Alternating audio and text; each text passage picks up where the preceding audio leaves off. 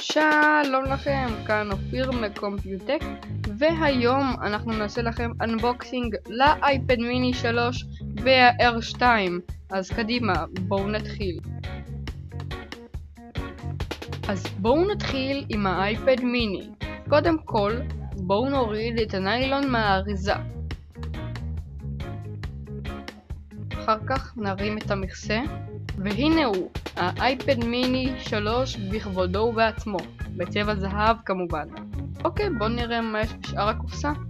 בקופסה יש את ההוראות, כבל התנה ומתאם לחשמל, כמו בכל אריזה רגילה של אפל. אז בואו נעבור אל האייפד R2. בואו נוריד את הניילון מהקופסה. נרים את המכסה, והנה הוא, האייפד R2 בכבודו מעצמו, גם כן בצבע זהב.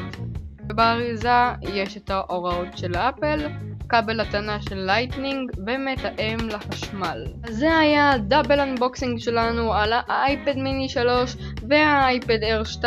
בקרוב יעלה גם ריוויו מלא על איך שהאייפדים האלה נראים באמת. אז תודה רבה שצפיתם, לייק, סאבסקרייב and comments אם אתם אהבתם, ואוטרו.